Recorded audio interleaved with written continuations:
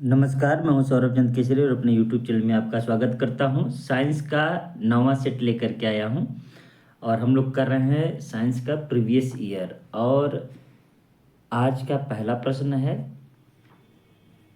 कह रहा है Fe+CuSO4 एरो FeSO4+Cu दी गई अभिक्रिया किसका उदाहरण है?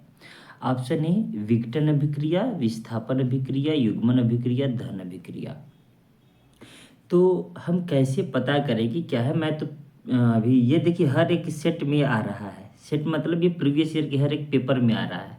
तो आपको अच्छे से रासायनिक अभिक्रिया पढ़ना होगा कक्षा 10 का। मैं समझा देता हूँ इसको। इसका आंसर पहले बता दे। देखिए यहाँ पर आप देखिए क्या है, Cu है। SO4 के पास कौन है? Cu है।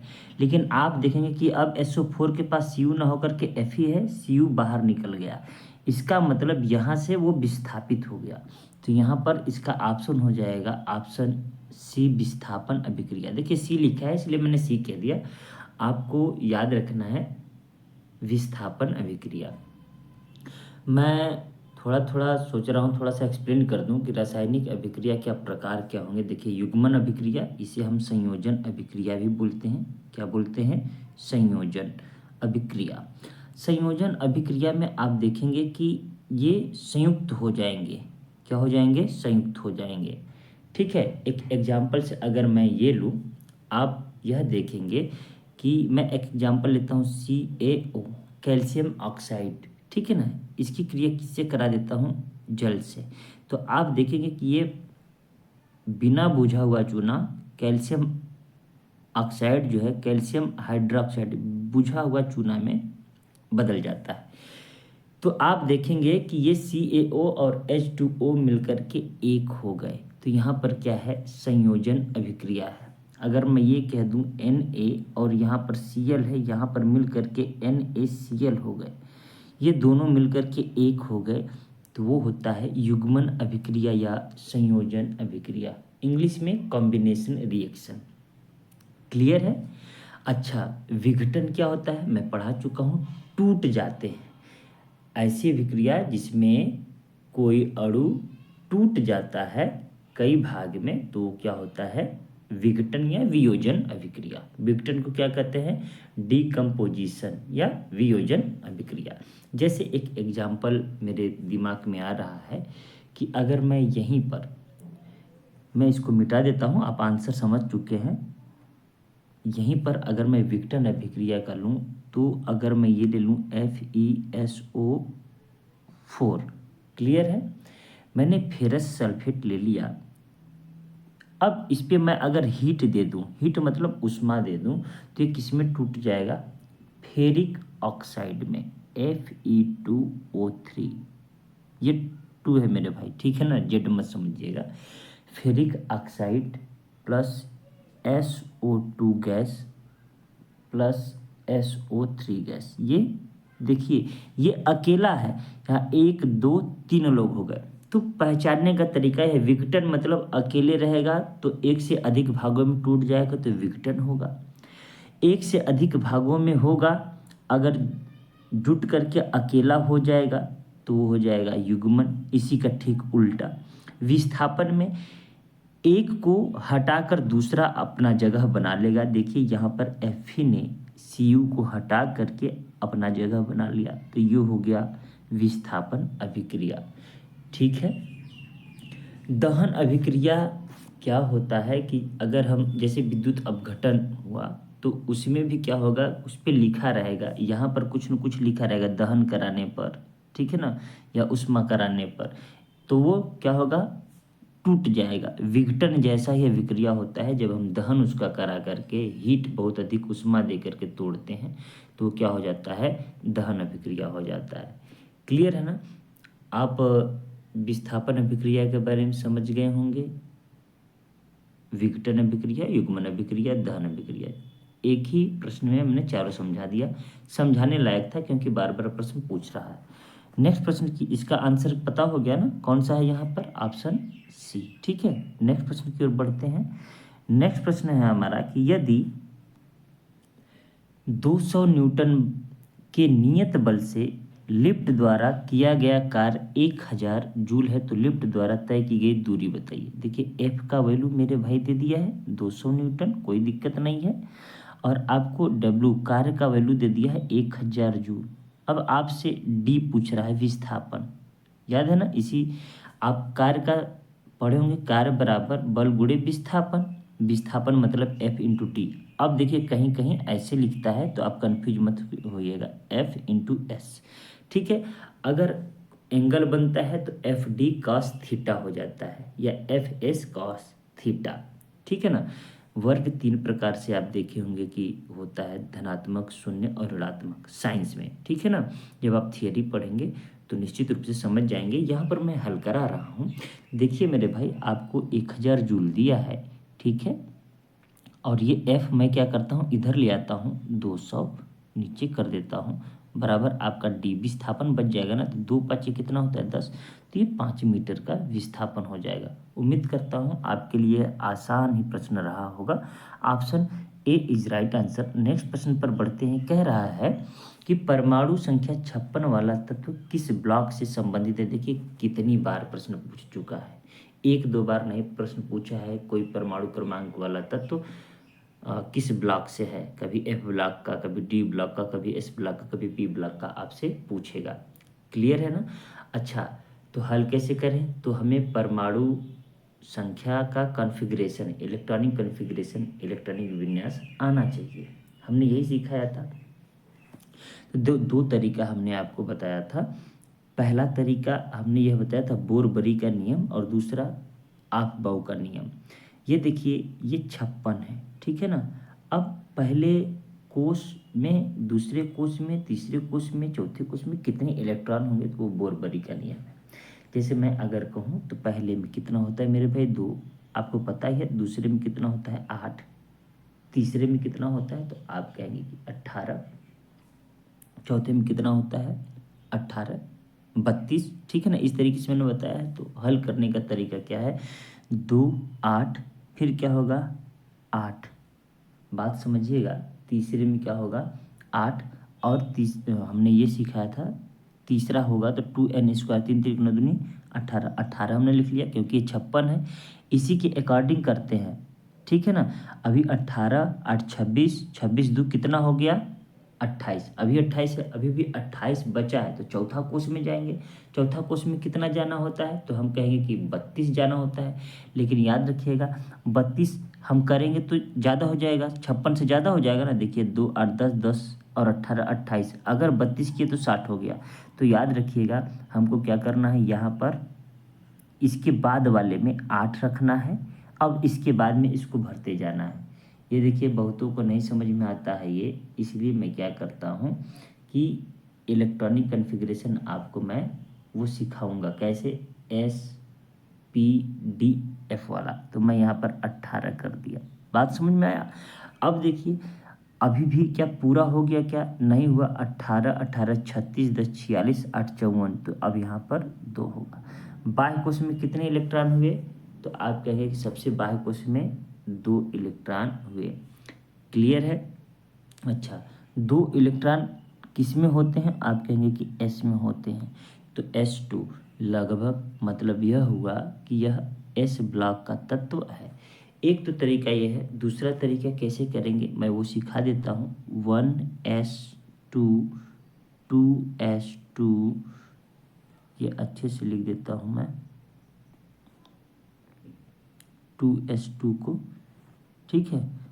2s2 2p6, ये वाला किसको किसको आता है 2p6, फिर 3s2 3p6, ठीक है ना। फिर 4s2 4s2 3d10, ठीक है। फिर 4p6,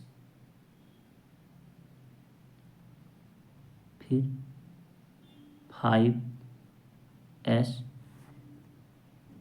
5s2, फिर 4d10, फिर उसके बाद में 5p6, फिर 6s2, इस तरीके से आएगा। तो आप अंतिम में देखेंगे सबसे बाहरी कोष 6 है और यह एस कोश में 2 इलेक्ट्रॉन है, तो सबसे बाहरी कोश आप देखेंगे 6s है, तो ये s ब्लॉक का तत्व है। इस तरीके से बाकी अगर आपको जैसे आवर्त सारणी याद है तो आपको यह याद होना चाहिए कि ये जो 56 वाला तत्व है किस में आएगा। 56 परमाणु क्रमांक दिया है, तो मैंने कहा ना आपको आवर्त सारणी पढ़नी पड़ेगी। नहीं पढ़ पाएंगे तो आप निश्चित रूप से नहीं कर पाएंगे। मैं एक अपने से एग्जाम्पल लेकर आपको समझाना चाहता हूँ, ये बहुतों को नहीं आता है। तो अब देखिए हम लोग प्रैक्टिस कर रहे हैं। प्रैक्टिस करने का मतलब क्या है कि अगर आपको ये नहीं आता है तो आप निश्चित रूप से नहीं कर पाएंगे। इसके लिए थियरी पढ़ना पड़ेगा। थियरी अगर नहीं पढ़ेंगे तो आप कुछ भी नहीं कर पाएंगे, ठीक है ना। अब जिसको याद है कि 56 तो बेरियम का होता है, किसका होता है 56, तो आपको पता है कि यह एस ब्लॉक का तत्व है, बेमग का सरबारा, एस ब्लॉक का दूसरे वर्ग सेकेंड ए का ग्रुप में दूसरा कहेंगे। जिसको याद है वो कर लेगा। तो 56 बेरियम का कई बार पूछा हुआ है तो याद भी हो सकता है, नहीं अगर याद है तो इसका मतलब आपको हल करना पड़ेगा। हम बता दें कि ये बहुतों को, अभी जो मैं ये S1 S2 बताऊँ ना, किसी को बहुतों को नहीं आया होगा, इसलिए आपको बेसिक पढ़ना होगा, ठीक है। अब समय का अभाव है हम लोगों के पास, इसीलिए हम पूरा नहीं करा पा रहे हैं। लेकिन कभी कभी सोचते हैं कि पूरा केमिस्ट्री का फिजिक्स का बना दें, लेकिन समय का ही अभाव है कि नहीं कर पाते हैं। खैर जितना हो सकता है मुझसे मैं प्रयास कर रहा हूँ, तो उसका आंसर हो जाएगा एस ब्लॉक। नेक्स्ट प्रश्न है कि कोई वस्तु 4 सेकेंड में 15 मीटर और अगले 16 मीटर 2 सेकेंड में चलती है, वस्तु का औसत चाल। देखिए कितना बार प्रश्न पूछा है। तो कुल समय, कुल दूरी बटे कुल समय, यही पढ़े हैं। तो कुल दूरी यहीं से कर देता हूँ, 31 हो गया। कुल समय कितना हो गया, 6 हो गया। तो 6 पाँचे 30, 5 से ऊपर आएगा 5 दशमलव कितना आएगा, सब दे दिया है। ये मीटर पर सेकेंड एक ही दिया, आंसर ये हो गया। ये वास्तव में एस रहा होगा, ठीक है। हमें पता है कि चाल का क्या होता है, मीटर पर सेकेंड, इसी को मीटर सेकेंड इनवर्स लिखते हैं। एक ही ऑप्शन में मीटर पर सेकेंड 5 के ऊपर ये मीटर है, होगा नहीं, ये 6 से ज़्यादा होगा नहीं। ये हो सकता था लेकिन यहाँ पर एस दिया है, क्लियर है। तो ये कई बार प्रश्न पूछ चुका है, आप इसको हल कर लीजिएगा। नेक्स्ट प्रश्न है कि कौन सा तत्व समूह 17 से संबंध नहीं रखता। तत्व समूह 17 का मतलब समझते हैं, 7th ए की बात कर रहा है। किसकी बात कर रहा है, 7th ए। और 0 18 पे आता है, ये 17 पर। आवर्त सारणी मेरे भाई अच्छे से पढ़ लीजिएगा। कौन नहीं आता है, तो हमने कहा था फिर, देखिए आप जब पढ़े होंगे तो फिर कल बाहर आई आंटी, ब्रोमीन आई आंटी, फॉकल ब्रो आइट, हम लोग ऐसे ही पढ़े हैं। अब देखिए ब्रोमीन तो दिख रहा है, फ्लोरीन भी दिख रहा है, क्लोरीन भी दिख रहा है, आर्गन दिख रहा है क्या, नहीं। आर्गन 0 ग्रुप अर्थात 18वें समूह का है, तो यहाँ पर कहेंगे कि आर्गन इज राइट आंसर। उम्मीद करता हूँ प्रश्न समझ में आया होगा। ऑप्शन सी हो जाएगा इसका सही आंसर, ठीक है। ऑप्शन क्या हो जाएगा, सी। आगे बढ़ते हैं। नेक्स्ट प्रश्न है, एंजियोस्पर्म के प्रजनन भाग में स्थित होता है। तो एंजियोस्पर्म जो होता है वो पुष्प में स्थित होता है, ठीक है ना। प्रजनन भाग किस में होता है, पुष्प में, आपको पता ही होगा। पुष्प के मुख्य भाग अगर आप देखेंगे तो क्या होता है, बाह्य दलपुंज और पुमंग और जायांग, है ना, पढ़े होंगे। तो इसका सही आंसर हो जाएगा पुष्प। नेक्स्ट प्रश्न की ओर बढ़ते हैं। नेक्स्ट प्रश्न कह रहा है कि सांद्र नाइट्रिक अम्ल, नाइट्रिक अम्ल को क्या कहते हैं, उसका क्या होता है फार्मूला, HNO3। सांद्र हाइड्रोक्लोरिक अम्ल, मतलब हाइड्रोक्लोरिक मतलब HCl अम्ल का के अनुपात में मिश्रण एक्वारेजिया, एक्वारेजिया मतलब इसी को हम अम्लराज के रूप में कहते हैं, अम्लराज नाम है, ठीक है ना। एक्वारेजिया को क्या बोलते हैं, अम्लराज। तो ये किस अनुपात में है वही पूछ रहा है। तो यह देखिए, ये 1 होता है और ये 3 होता है, 1:3 के अनुपात में होते हैं। Option B is right answer. देखिए अब यहाँ 3 और 1 दिए है, उसमें भी बच्चे कंफ्यूज हो जाएंगे, तो उसमें आपको कंफ्यूजन नहीं रखना है। ये याद रखना है कि जिसके पास 3 है उसको क्यों 3 देना। बात समझ में आ रहा है, यहाँ पर 3 दिख रहा है ना, HNO3, ठीक है मेरे भाई, जिसके पास 3 है उसको क्यों 3 देना, ऐसे याद रखिएगा। जिसके पास कुछ नहीं है वो अकेला है, उसको न 3 देना, इस रूप में रहता है। ठीक है ना, तो 1:3 में रहता है, याद रखिएगा, कई बार प्रश्न पूछा है। इसका आंसर हो जाएगा बी। नेक्स्ट प्रश्न की ओर बढ़ते हैं। कह रहा है कि जल का वाष्पीकरण होता है, किस पर होता है? क्या क्वथनांक बिंदु पर, हिमांक बिंदु पर, सभी तापमान पर, विगलन तापमान पर? देखिए मेरे भाई, क्वथनांक बिंदु क्या होता है? जिस पर पानी उबलने लगता है। पानी क्या होता है? उबलता है। समझ रहे हैं ना, मतलब 100 डिग्री सेल्सियस की बात कर रहा है। हिमांक बिंदु क्या होता है? जिस पे कोई द्रव जमकर ठोस हो जाता है, अर्थात ये जो जल है वो क्या हो जाता है? हिमांक होकर के बर्फ बन जाता है। तो इसका मतलब क्या होता है? सभी तापमान पर। आप देखे होंगे कि थोड़ा सा धूप भी होता है तो भी वाष्पीकरण होता है, वाष्पोत्सर्जन की प्रक्रिया होती है कि नहीं? आप देखेंगे कि पौधों की पत्तियों से भी वाष्पोत्सर्जन होता है। अब वहाँ पर तो हम उबालते हैं नहीं, क्वथनांक का मतलब उबालना होता है ना, मतलब जल का वाष्पीकरण सभी तापमान पर होता है, याद रखिएगा। नेक्स्ट प्रश्न की ओर बढ़ते हैं। कह रहा है कि निम्नलिखित में से एक ब्रायोफाइटा नहीं है। कुछ प्रश्न आपको बॉटनी से पढ़ने होंगे, रटने होंगे, तो इसका मैं डायरेक्ट आंसर बता देता हूँ। इसका आंसर होगा कारा। अब मैंने कारा आंसर बता दिया, मतलब ये ब्रायोफाइटा नहीं है। इसका मतलब यह हुआ कि रिसिया, मर्केसिया और फुनेरिया ये ब्रायोफाइटा से संबंधित हैं। ठीक है ना, तो आपको मैं ये कभी नहीं कहा हूँ कि 25 क्वेश्चन 20 क्वेश्चन आए तो आपके 20 में 20 होंगे। 100% प्रश्न किसी के नहीं सही होते। ठीक है, वो एग्जाम का प्रेशर भी होता है, लेकिन आपको प्रयास करना चाहिए कि अधिक से अधिक प्रश्न सही हो और एक्यूरेट हो। 20 में आपका अगर 16 भी सही होता है, एक्यूरेट है, गलत नहीं है, तो आप सबसे आगे हैं। ठीक है, नेक्स्ट प्रश्न की ओर बढ़ते हैं। नेक्स्ट प्रश्न है हमारा, निम्नलिखित में से कौन सा कृमि हाथी पांव का कारण होता है? हाथी पांव, आप देखेंगे कि ये पैर है हमारा, इस पैर को क्या कर देता है? फुला देता है। ठीक है ना, हाथी पांव क्या कहते हैं? हाथी के पांव जैसा हो जाता है, बहुत ज़्यादा फूल जाता है, इसी को फाइलेरिया भी कहते हैं। आपको पता होगा यह फाइलेरिया नामक रोग फाइलेरिया वर्म से होता है, कृमि से होता है। तो हाथी पांव किससे होता है? तो आपका जवाब होगा ऑप्शन सी, फाइलेरियल वर्म्स। कोई दिक्कत? नेक्स्ट प्रश्न की ओर बढ़ते हैं। नेक्स्ट प्रश्न है हमारा, किस प्रकार का प्रजनन विशाल विविधता ला सकता है? याद रखिएगा, जब आप अब यहाँ पर ये प्रश्न जो दिया है, हकीकत बताऊँ, क्लास 11th का जब एनसीईआरटी पढ़ेंगे, 11th नहीं 12th का है शायद, एनसीईआरटी पढ़ेंगे बायो, तो आपको ये पहले ही चैप्टर में मिल जाएगा। तो जब विविधता, याद रखिएगा, लैंगिक प्रजनन से ही होता है। हम लोग जितने भी जीवधारी हैं, मनुष्य है, हम लोगों की उत्पत्ति किससे मानी जाती है? बंदर से।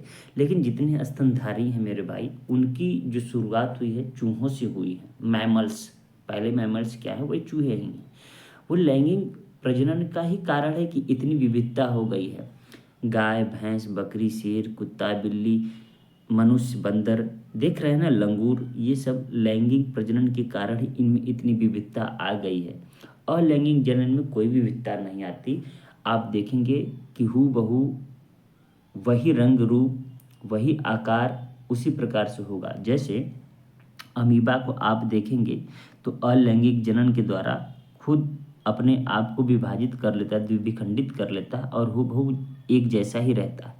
मुकुलन में भी आप देखेंगे, हाइड्रा को देखेंगे, हाइड्रा अपने आप को, अंग को काट करके हूबहू अपने जैसा ही बना लेता है। ठीक है ना, तो ये कहने का मतलब यह हुआ कि इसमें कोई विविधता नहीं पाई जाती, एक ही जैसा होता है अलैंगिक जनन में या मुकुलन में। जबकि लैंगिक जनन में क्या होता है? ये विविधता होता है। विविधता मतलब ये नहीं होता, विविधता ला सकता है वो। ठीक है ना, आप सोचिए, एक जमाना था कि मैमल्स में चूहे थे। कौन थे? चूहे थे, है कि नहीं? अब क्या जमाना आ गया है कि चूहे ही नहीं, बहुत सारे मैमल्स आपको दिखेंगे, वो सभी के सभी लैंगिक जनन के कारण ही इतनी विविधता आ गई है। तो ये बहुत ही इम्पोर्टेंट प्रश्न है, एनसीईआरटी क्लास 12th में है, आप पढ़िएगा। हमने तो कहा है 10 तक पढ़िए, कम से कम 10 तक ख़त्म कर लीजिए, फिर धीरे धीरे आप सब कुछ सीखने लगेंगे। बाकी तो आप यूट्यूब पर वीडियो भी बहुत देखते हैं, उससे भी आपका मैनेज हो जाएगा। देखिए शानदार और ज़बरदस्त प्रश्न है ये केमिस्ट्री का। कह रहा है MgCO3 मैग्नीशियम कार्बोनेट के 21 ग्राम में मैग्नीशियम के अणु होंगे। मैं ये प्रश्न करा चुका हूँ, ठीक है ना। और हमने कहा कि आपको कम से कम 40 तक या मिनिमम 30 तक के तत्वों का परमाणु क्रमांक और परमाणु भार याद होना चाहिए, ठीक है।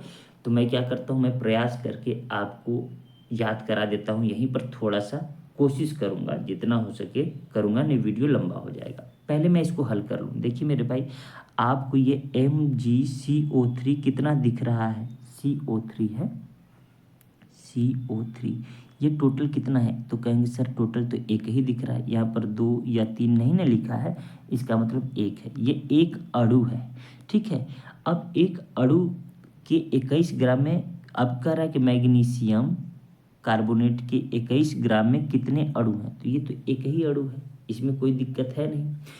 तो अब कह रहा है 21 ग्राम में कितने अणु होंगे, तो हम देखिए ये जो एक अणु है वास्तव में कितने ग्राम में है, तो इसका हम क्या निकालेंगे, द्रव्यमान संख्या द्वारा परमाणु भार निकालेंगे। क्या निकालेंगे, परमाणु भार। इसी को हम कह देंगे अणु भार, क्योंकि ये अणु के रूप में है। तो मैग्नीशियम का जो परमाणु भार होता है या द्रव्यमान संख्या होता है मेरे भाई 24 होता है, ठीक है। अब CO3 कार्बन का कितना होता है 12, और ऑक्सीजन का कितना होता है 16, लेकिन 16 कितनी बार है, 3 बार है, ऑक्सीजन 3 बार है ना।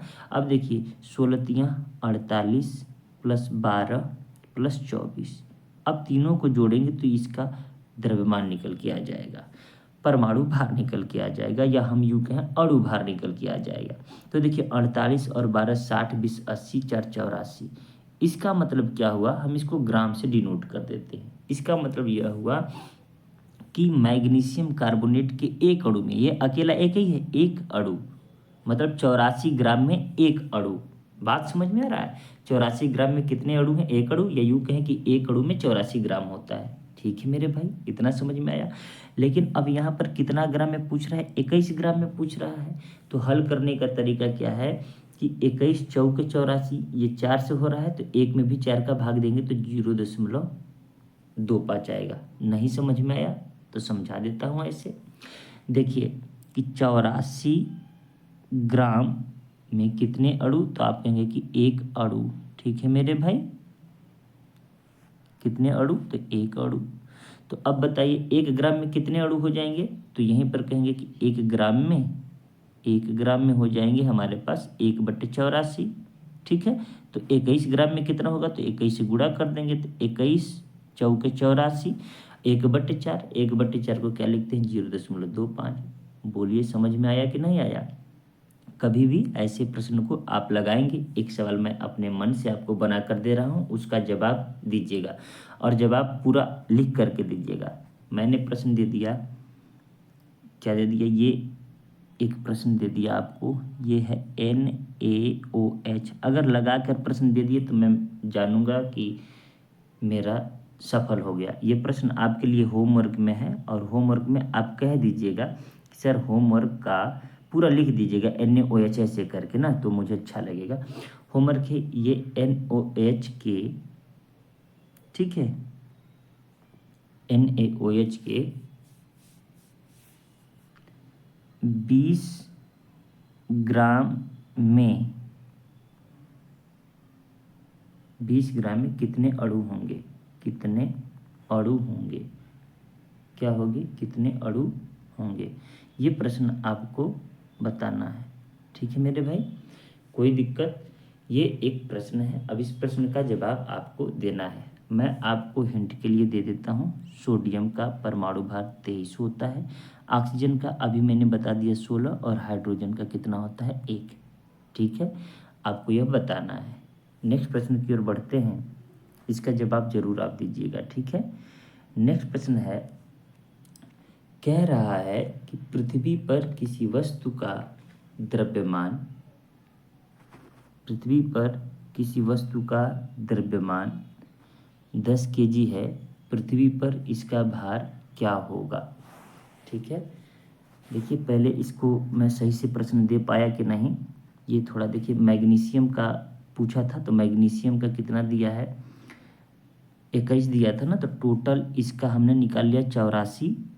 ठीक है, 84 टोटल है, उसमें मैग्नीशियम का पूछा था 21 ग्राम। ठीक है ना, तो ये 1/4 आया बराबर 0.25। ठीक है ना, मैंने वैसे हल करके बता दिया था, तो हो सकता है दिक्कत होगा, मैं फिर से समझा देता हूँ। इसका अणुभार निकालना है मेरे भाई, कितना आ गया 84।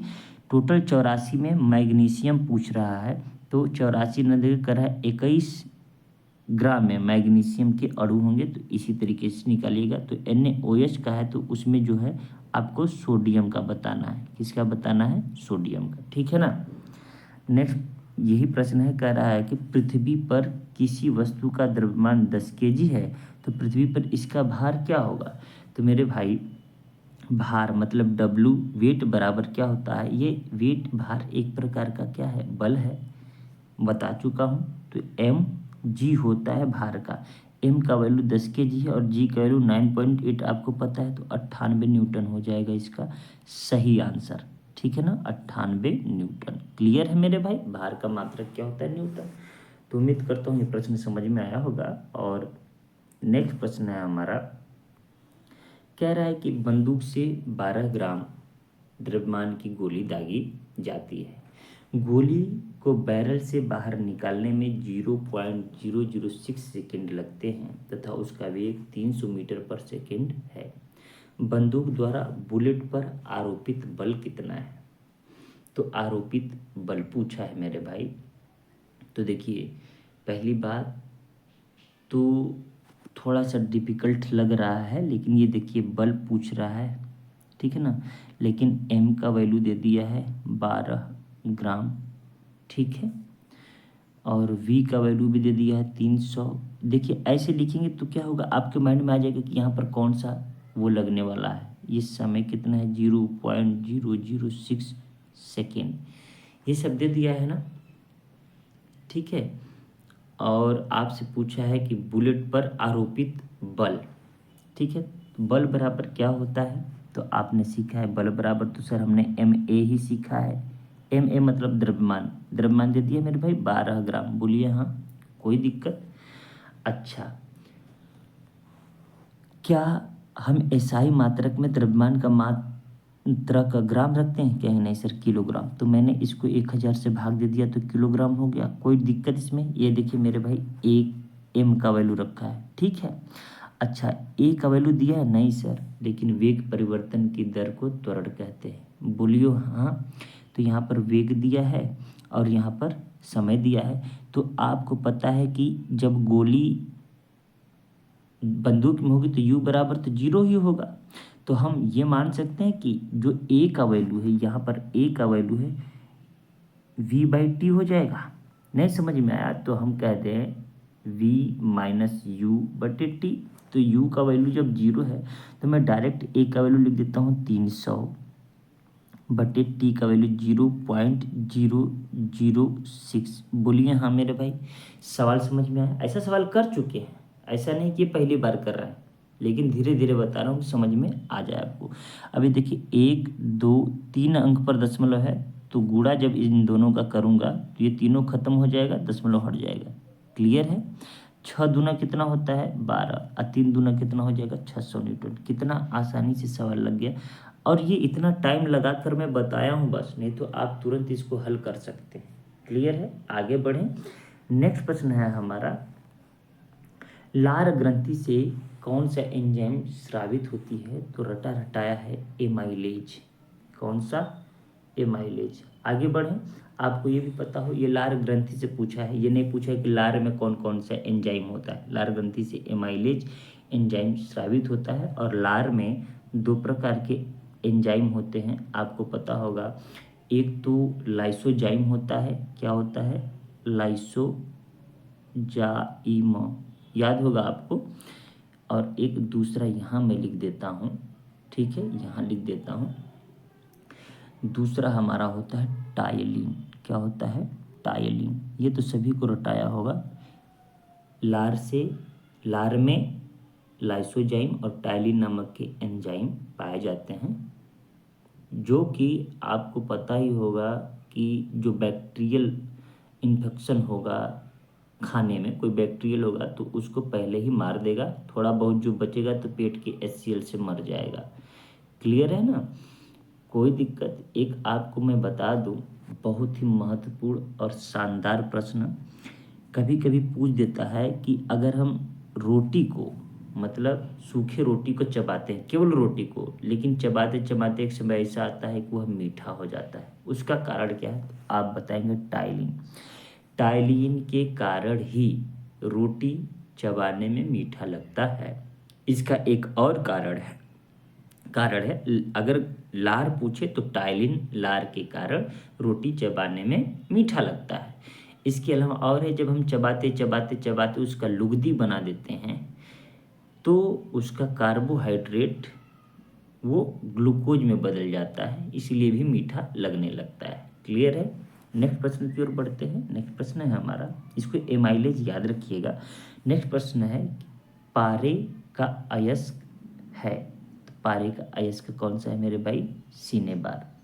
आपको याद होगा, रटा रटा प्रश्न है, आपको अयस्क भी पढ़ना है तो एक आपके पास कोई किताब भी होना चाहिए, चाहे आपके पास लूसेंट हो, ठीक है, या फिर ये लूसेंट का साइंस ना, या फिर मैंने बहुत सारी किताबें बताई हैं, अगर आपके पास लूसेंट भी हो तो भी ठीक है, नहीं तो क्राउन्स का हो, जीके भी क्राउन्स का हो तो भी बहुत है। सब चीज़ दिया है। क्या है कि हम बहुत सारी किताबों के चक्कर में पढ़ जाते हैं लेकिन पढ़ते नहीं हैं। आजकल यूट्यूब का ज़माना है तो हम लोग यूट्यूब पर इजी पढ़ता है तो उसी में लगे रहते हैं, और यूट्यूब से पढ़कर गलती क्या करते हैं, नोट्स नहीं बनाते हैं। नोट्स बना के रिवीजन भी करना होता है। सफलता आसानी से नहीं मिलती है, उसके लिए मेहनत करना पड़ता है। आप लगे रहिए, ज़रूर सफलता मिलेगी, और नहीं भी मिलेगी तो कोई दिक्कत नहीं है, जो भी होगा अच्छे के लिए होगा। नेक्स्ट प्रश्न की ओर बढ़ते हैं। नेक्स्ट प्रश्न है कि सूर्य द्वारा उत्सर्जित हानिकारक विकिरण है। ऑप्शन ए गामा किरणें, पराबैंगनी विकिरण, अल्फा किरणें और अवरक्त विकिरण। देखिए, हकीकत तो यह है कि सभी विकिरण क्या है, हानिकारक हैं, लेकिन अगर पूछा जाए तो आपको पराबैंगनी देना है। इसका सही आंसर हो जाएगा पराबैंगनी। अल्ट्रा वायलेट बोलते हैं ना, याद रखिएगा, इसका प्रयोग हम प्रकाश का जो प्रकाश पढ़ते हैं तो उसमें आपने देखा होगा कि प्रकाश कण है कि तरंग है, तो उसमें प्रकाश का जो कण प्रभाव था पराबैंगनी किरणों से प्रूफ किया जा चुका है। पराबैंगनी किरणों से आपको पता होगा स्किन, त्वचा का कैंसर भी होता है। तो यहाँ पर सूर्य द्वारा उत्सर्जित हानिकारक विकिरण पराबैंगनी विकिरण है। नेक्स्ट प्रश्न है, तांबे और जस्ता के साथ कांस्य बनाने के लिए कौन सा तत्व जोड़ा जाता है, ये चीज़ पूछ रहा है। प्रश्न का मतलब यही है। तो याद रखिएगा कि टीन, टीन को क्या कहते हैं, SN दिखाते हैं। तो कभी कभी ये प्रश्न ऐसे करके दे देगा, कभी कभी नाम दे देगा, तो इसको याद रखिएगा, टीन। ठीक है। नेक्स्ट प्रश्न है, कार्बनिक पदार्थ के विघटन द्वारा पृथ्वी की सतह के नीचे निर्मित ईंधन को कौन सा ईंधन कहते हैं? तो याद रखिएगा, जीवाश्म ईंधन कहते हैं। ठीक है। आप देखिए ना, ये जो कोयला है या डीजल, पेट्रोल, केरोसिन का तेल है, ये सब कौन से हैं? जीवाश्म है। मतलब बहुत समय पहले, अगर हम कहें लाखों करोड़ों साल पहले, धरती में पेड़ पौधे दबे हैं और डायनासोर्स वगैरह दबे हैं, तो वो बहुत दिनों तक दबे रहने के कारण, अधिक ताप, अधिक दाब के कारण वो किस में बदल गए हैं? डीजल, पेट्रोल और कोयला में। जो ठोस है वो कोयला में बदल गया है, और जो लिक्विड जैसा है या फिर मसल्स वाला पार्ट है वो किस में बदल गया है? डीजल, पेट्रोल में। तो याद रखिएगा, ये महत्वपूर्ण प्रश्न आपके लिए हो जाता है। ठीक है ना। अब ये प्रश्न कह रहा है कि किसका उपयोग सुगंध संकेतक के रूप में किया जाता है? इमली का, आंवले का, फिटकरी का, वनीला का। तो आपको याद रखना है, इसका सही जवाब है वनीला। ठीक है ना। इसका सौंदर्य प्रसाधन में भी प्रयोग किया जाता है। इत्र सेंट वगैरह में इसी का प्रयोग किया जाता है, इसी को कहते हैं सुगंध संकेतक वनीला, याद रखिएगा। देखते हैं अभी कितना प्रश्न है। नेक्स्ट प्रश्न है, देखिए क्या शानदार जवाब वाला प्रश्न आया है। कह रहा है कि यदि 418 ओम प्रतिरोध, तुरंत लिखिए R बराबर 418, आपको फायदा होगा ऐसे कि कौन सा फार्मूला लगेगा। प्रतिरोध वाली कुंडली में 1 मिनट के लिए, 1 मिनट मतलब T, हम कह देते हैं 60 सेकेंड। क्यों पूछिए? क्योंकि समय का मात्रक सेकेंड होता है, SI मात्रक। 0.3 एम्पियर मतलब आई का वैल्यू दे दिया मेरे भाई, 0.3 एम्पियर धारा प्रवाहित की जाती है तो उत्पन्न होने वाली तापीय ऊर्जा कितनी होगी? तापीय ऊर्जा समझते हैं, मतलब H, हीट पूछ रहा है, और हीट मतलब उसमें एक प्रकार की ऊर्जा होती है। तो अब बताइए ऐसा कौन सा फार्मूला है जो HITR सब आते हों? तो आप कहेंगे कि सर जब हम विद्युत का ऊष्मीय प्रभाव पढ़ते हैं तो उसमें हमने पढ़ा है कि H बराबर हीट ऊष्मा बराबर I² होता है। ठीक है, अब इसको हल करेंगे तो ऊष्मा का मात्रक क्या आता है? आप कहेंगे कि जूल आता है, लेकिन क्या जूल में दिया है क्या? सर नहीं दिया है। तो आपको पता होना चाहिए 1 जूल बराबर होता है 1/4.18 कैलोरी। ठीक है मेरे भाई, अब आप जैसे ही हल करेंगे तो क्या आएगा? आई का वैल्यू 0.3 का स्क्वायर, क्लियर है। आर का वैल्यू 418 और टी का वैल्यू कितना है? 60 सेकेंड। इतना आ गया, ये जूल में आएगा। कैलोरी में बदलने के लिए कितना करना पड़ेगा? 1/4.18 से गुणा करना होगा, तो हम डायरेक्ट नीचे 4.18 लिख सकते हैं कि नहीं? ठीक है ना, आप इसको आप बाद में भी कर सकते हैं। अब आप यहाँ पर देखेंगे तो 3 तरीके 9, मैं जगह का अभाव है तो मैं इसको क्या लिख रहा हूँ, यहाँ पर ध्यान से देखिएगा 0.09 हो जाएगा। क्लियर है, मैं यहाँ पर हल कर रहा हूँ 0.09 गुणे, अब देखिए ना, मैं अगर इसको भाग दूँ 4.18 से तो आप देखिए ये 100 बार में कट जाएगा। एक ही चीज़ है बस दशमलव है, और यहाँ पर 60 से गुणा कर देंगे। ये 2 जीरो से ये 2 जगहों पर दशमलव खत्म हो जाएगा, तो 9 छक्का कितना होता है? 54। 540 कैलोरी आ जाएगा इसका सही आंसर। आप हल करके देख लीजिएगा। ठीक है, हमारे पास कोई बहुत बड़ा बोर्ड तो है नहीं, तो इसी में हम आपको समझाने का प्रयास करेंगे। हल करने का यही तरीका होता है कि सबको डिनोट करिए, फिर आपके माइंड में आ जाएगा कि कौन सा फार्मूला लगेगा, और यह प्रैक्टिस से ही संभव है। ठीक है, नेक्स्ट प्रश्न है हमारा, यदि किसी तरंग की आवृत्ति को दोगुना किया जाता है तो उसकी तरंग दैर्ध्य होगी। देखिए, तो आपने पढ़ा होगा कि आवृत्ति बराबर बराबर नहीं, प्रोपोर्शनल करता हूँ। आवृत्ति किसके क्रमानुपाती होती है? लैम्डा के, ये पढ़े हैं। अगर आवृत्ति को हम मान लेते हैं F बराबर 1 है मेरे भाई, हम इसको 1 मान लेते हैं। ठीक है, अगर ये 1 हो तो अगर मैं इसको दोगुना कर दूं तो 2 हो गया। अब इसको हम ऐसे भी लिख सकते हैं पहले समझाने के लिए कि लैम्डा, ठीक है ना, प्रोपोर्शनल 1/, ये कर देता हूँ। ठीक है, तो आप देखेंगे कि लैम्डा प्रोपोर्शनल 1/, ये 1 है टोटल, तो अगर इसको हम क्या मान लें? 2, तो आपको क्या लगता है कि अगर हम इसको आवृत्ति को 2 मान लें, ठीक है ना, तो ये लैम्डा क्या हो जाएगा? आधा हो जा रहा है। हो जा रहा है कि नहीं? बात समझ में आ रही है कि इन दोनों में क्या है? विपरीत का अनुपात है ना, विपरीत का अनुपात है। अगर ये 2 होगा तो इसके लिए क्या हो जाएगा? आधा हो जाएगा। बात समझ में आ रहा है? अगर वो 4 गुना होगा तो इसका 1/4 हो जाएगा, चौथाई हो जाएगा। तो यहाँ पर क्या होगा? आधा हो जाएगा, मूल की आधी। उम्मीद करता हूँ समझ में आया होगा। नेक्स्ट, और आज का यही अंतिम प्रश्न था। उम्मीद करता हूँ आपको पसंद आया होगा। पसंद आया है तो वीडियो को ज़्यादा से ज़्यादा शेयर करें, चैनल को सब्सक्राइब भी कर लें। मिलते हैं नेक्स्ट वीडियो में, तब तक के लिए नमस्कार।